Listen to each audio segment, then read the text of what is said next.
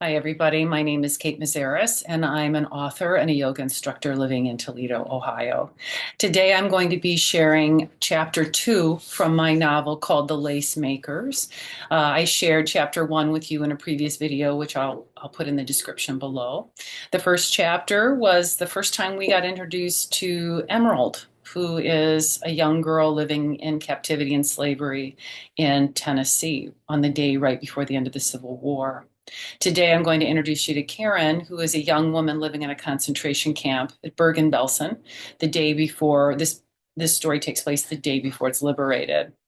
The difference between Karin's story and Emerald's story is that Karin's will flash back in the chapter. She's going to flash back to when she was living with her family and what happened to them when they became political prisoners for hiding a Jewish family in their place of business. The difference between Emerald's story and Karin's story is it was very difficult for me to write Karin's voice because she doesn't speak through most of the novel. There's an event that happens right before her family is taken into captivity that is so shocking to her, she stops speaking. And so the dialogue that you're going to hear in this chapter is her inner dialogue. And a lot of times it was hard to hear her, and I had to go back to the research again and again to make sure I was telling what happened to her, what she was seeing and experiencing was accurate. I almost didn't record today because I have my window open in my office, and someone is putting on a new roof right behind me. And I thought, the sound of that gun and the sound of the noise that they're making outside my window was exactly what was going on in the concentration camps daily. People were shot, people were beaten, people were hung with no regard for humanity at all. And through my research, two of the resources that I found that were the most accurate, that told the stories that really I have trouble finding the words because it was so horrible to read accounts of man's inhumanity to man. One of them was a book about the American soldiers who liberated the camps and their firsthand experiences. In one of them, they talk about General Eisenhower could not believe what he and his troops were seeing, and so he called on the media immediately, or called on the military media to get in there immediately and record this on video, audio accounts, and pictures because he knew that future generations would not believe what they were seeing. And isn't that the case?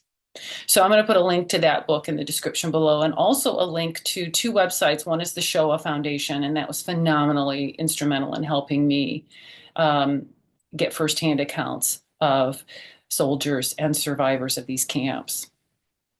And another one was called 5 Million Forgotten, which was a website set up by a woman who was Jewish to tell the stories of the 5 million captives in concentration camps that were not Jewish. 6 million were, and that's a minimum. I think it was a lot more than that. But 5 million camp prisoners were political prisoners, homosexuals, mentally ill people, people who were just simply walking along the street, and if they said something disparaging about Hitler, the SS would pick them up and cart them off. I read an account of once an SS shot someone in the head on the street and then charged the family for the bullet. I mean, these are real things that were happening then. And in our country now and in our world right now, these things are starting to percolate again. And they're things that have become aware of that I think, my God, it's like the research I did 10 years ago. So when people say that our country and our world is turning toward fascism, I believe that that's true because of the research that I did 10 years ago. I spent a month researching how did Hitler come into power? And I encourage all of you, if you're curious, to learn about that. Because if we're ignorant about the past, we're doomed to repeat it. So as I share Karin's story today, this takes place, it starts off in the camp at Bergen Belsen where she is. She'll tell a little bit about her history, but over the course of the book, like I said, she's going to flash back in time to tell you how did she get to where she is. This video is for people ages 15 and up. So if you're younger than that, this material is going to be very sensitive. Please don't watch. Just pass this on to grown-ups in your life. They may The word is not enjoy. When people tell me that when they've read this book, they don't ever use the word enjoy because you don't enjoy this story. But it's deeply meaningful, and I hope that it encourages all of you to do research or to learn on your own about these times in our world history. So I'm going to read to you Karin's first chapter. And actually, while I'm doing this, I'm going to share a picture with you, the cover. So just bear with me just one moment, please. Okay, share. Go. Let's make that bigger. There we are. Okay. So this is Karin's first chapter. At 4 o'clock in the morning, Ingersoll kicks my bunk. I struggle to get up quickly because when I don't wake fast enough, she hits the bottoms of my feet with her baton so bruises won't show on my body. Capitan Dieter would beat her if she left a mark that he could see, but he doesn't seem to take notice when I hobble around for days with swollen feet. Number 811993, get up, Gress growls. Capitan Dieter wants you, now. She sharply pokes me in the ribs and shines a flashlight in my eyes. I hate her. Everyone does. And not only because she smiles when she thrashes one of us for not moving faster, for not washing thoroughly, for still being alive. Capitan Dieter always calls for me before Pelplatz, where I must stand and be counted, sometimes waiting for hours to make sure all of the calculations are correct. The dead must be accounted for, the bodies hauled from the barracks by unlucky prisoners while I wait in agony. But this morning, I'm not sure what will happen, if we will have to meet for roll call or not. There's been gunfire in the distance, and everything is different since the SS ordered most of the prisoners to be evacuated, since the officers started packing their belongings, rushing around the camp yelling, "Schnell, schnell!" Faster, faster. Even the executions are done hastily. Then the bodies piled up near open pits or stacked in wagons. For weeks, the unholy flames of the crematorium never seem to stop and cannot keep up with the countless corpses littering the camp. When Gress pokes me once more, I rub my eyes and rise to my feet, careful not to wake Simka, my friend who traveled with Mutti and me from Buchenwald a few months ago. We share the bunk, one of the better ones that's lined with straw, yet filled with bugs. Mutti says I'm lucky to have it, lucky to be near the door where I can breathe better air, unlike so many others crammed into their bunks where the air is dank and rotten and heavy. I don't sleep well anymore as I dream of steam whistles screaming in the distance that startle me awake. I dream of boxcars crammed with too many men, women, and children, all crying out for water, for bread, for air. I have nightmares in which spruce and pine trees are set afire, their elongated branches bursting into flames, so the endless piles of corpses can keep burning. I used to love the scent of the forest, but now the sweet smell of evergreen will be forever tangled with the odor of death. Before Gress can stomp on my feet, I quickly shove them into a pair of worn-out wooden shoes and follow her out of the barracks. I don't say a word, don't make a sound as we pass the piles of corpses left to rot in the open air. I pretend I'm walking past vegetable gardens or vegetables harvested from Mutti's vegetable garden, that the corpses rotting on the earth are piles of corn she will soon grind into flour. The stench is unbearable, the sight even more so. I no longer remember the smell of clean air as the cloying odor of burning flesh remains lodged in my throat, smothering me with a relentless warning. I know that with one swift decision, my life could also be snuffed out. Every night I close my eyes and say to myself, if God wills it, I will wake again tomorrow. But I don't know what is the real nightmare, what I see in my dreams or what I experience upon waking. As we pass the Appellplatz, corpses still hang in the gallows, a warning to us all about the dangers of escape. Leah's body swings from a rope, and I remember what she had told me last week, that she would rather die trying to escape than die waiting for the war to end. But death is an everyday occurrence here, and my mind has become as tough as shoe leather, so I can bear it. When we reach the disinfection station, I strip, then stand in the scalding water, my raw skin all but numb to the hot water, which feels like sharp pins and needles.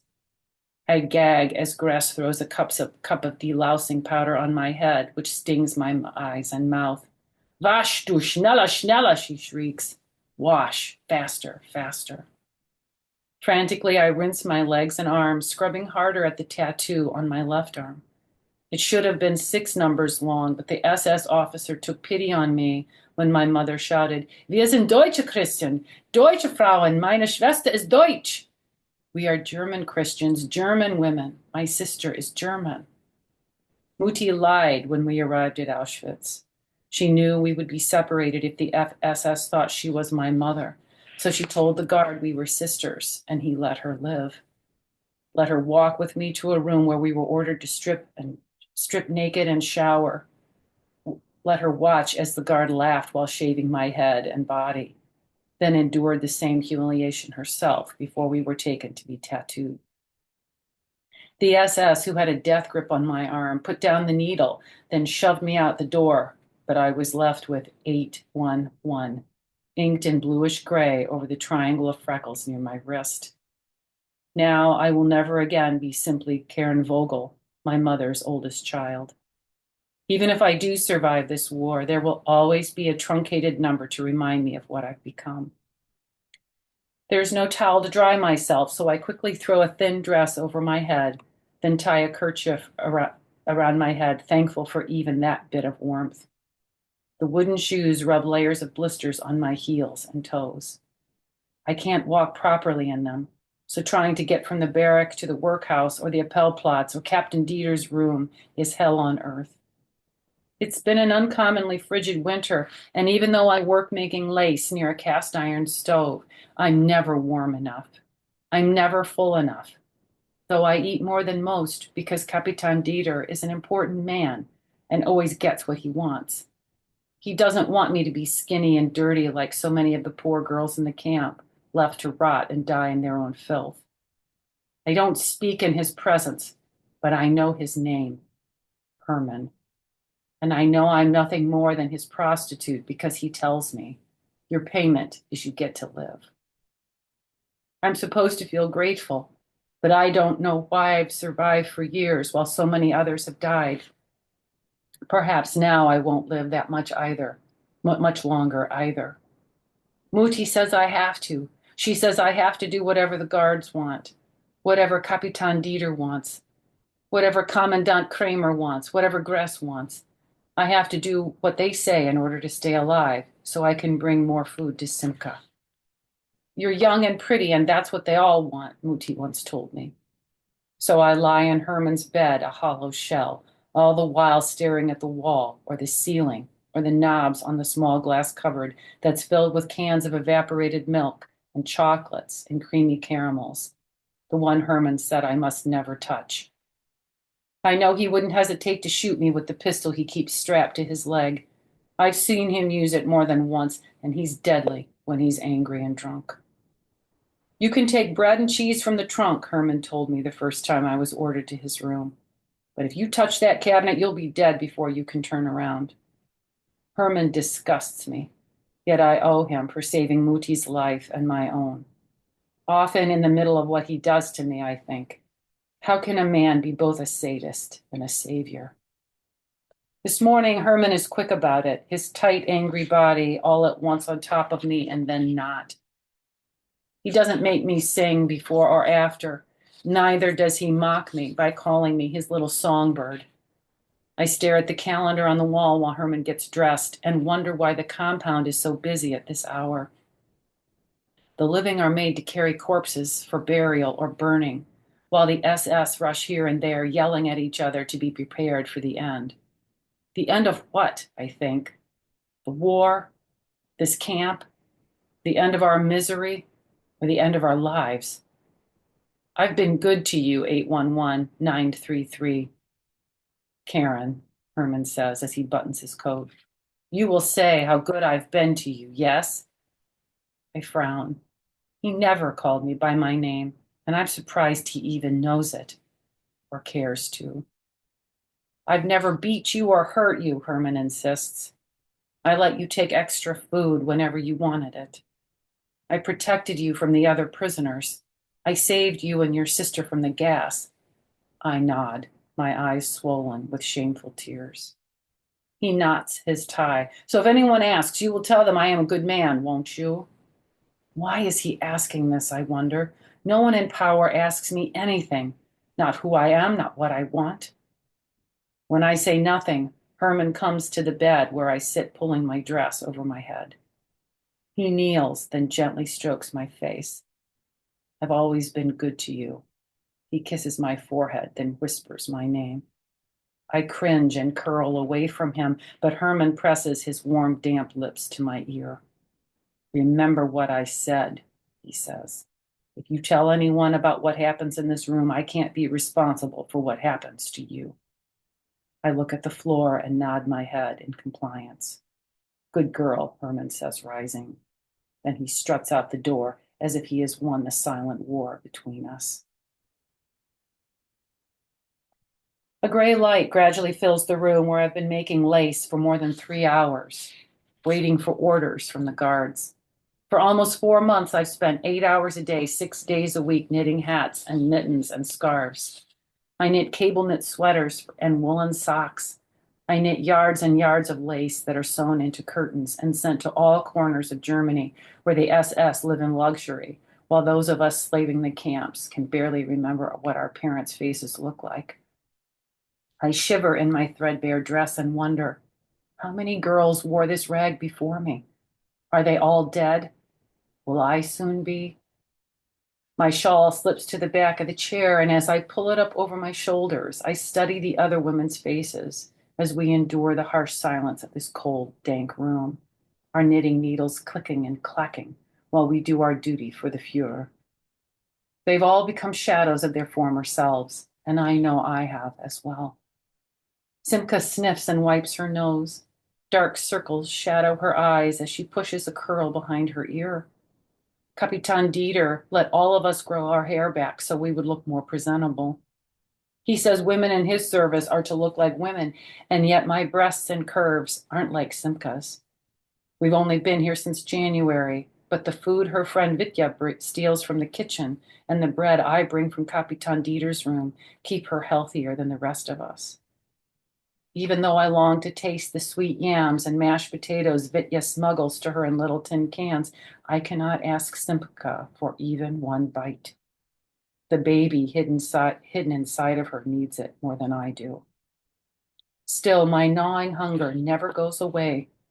When we were in Auschwitz, my mother used to slip me bread before the guards could see, before anyone else could grab it out of my hands and shove it into their eager mouth. If there were a stray pea in the bottom of her soup bowl, Muti would press it into my palm and beg me to swallow it. Eat, Karen. Survive, Karen. Live one more day, then live another. One day when we are liberated, we will remember what we saw here and tell others so this madness will never happen again. Now Simka winces, holding her stomach, and I'm afraid of what will happen when the pain gets worse. I've seen what the SS do to people who can't work, who show any type of weakness. I try to forget as I mindlessly work the yarn back and forth. My hands ache, but the bony knuckles and tissue paper skin toil until I can no longer feel my joints. Instinctively, I work the needles back and forth in a rhythm that still has the power to calm me, even now when everything is so uncertain.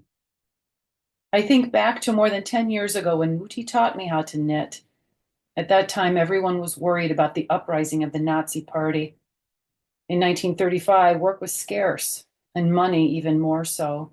It was cheaper to light the stove with the paper money my father had hidden in his fishing tackle box than to use it to buy kindling. Vati worked hard at the theater he owned with his friend Herr Zweig, whom he had known since the Great War.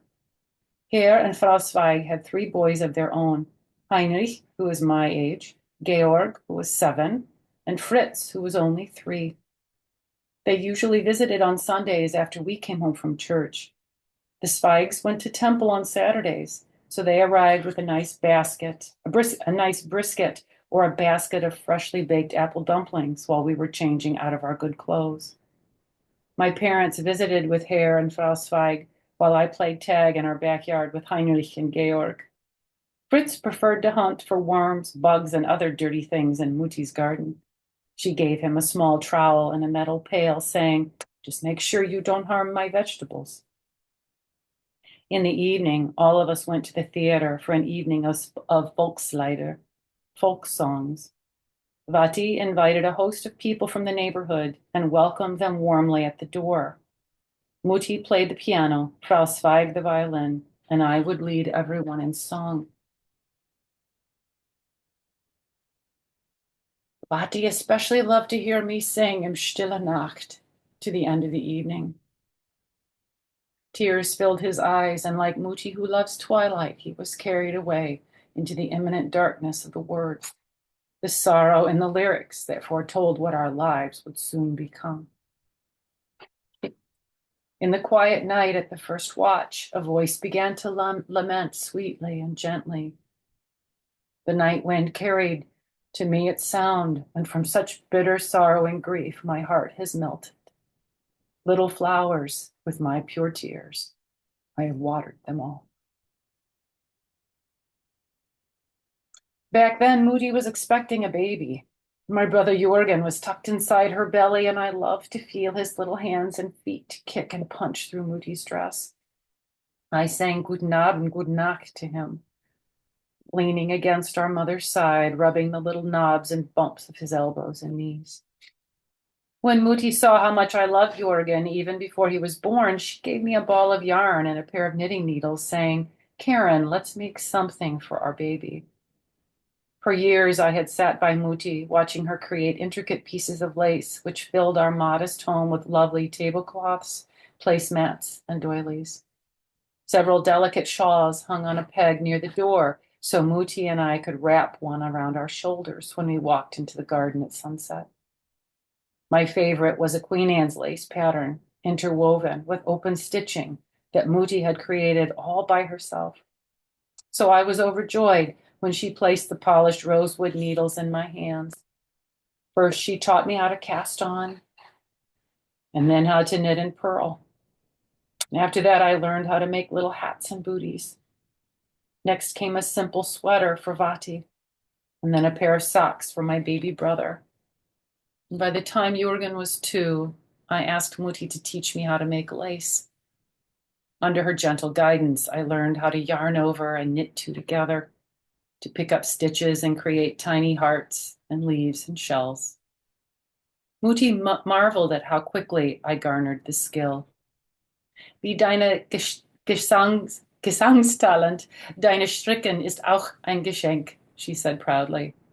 Like your singing talent, your knitting is also a gift. And now this gift is saving my life, and Mutti's as well, such as it is. But I know that without her, I won't survive either. So I make lace like my mother taught me, and with every stitch, with every row, I weave in the memory of those who are gone forever. A stitch for Olga, one for Anne and Mary and Elizabeth, a stitch for the woman who died of typhus in the bunk above me 2 days ago, a whole row for Frau Daiga and her daughter, rows and rows for the Zweig family who perished long before I came to this place. Countless stitches for my father and Jorgen, and always, every stitch for Bruno.